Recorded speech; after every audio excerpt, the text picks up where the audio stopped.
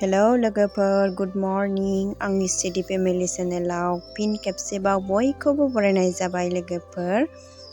दिनैहाय नै आङो खामानि मावस्रांखांनानै दुगैयै लोबै बाथि इरि सावखांबाय।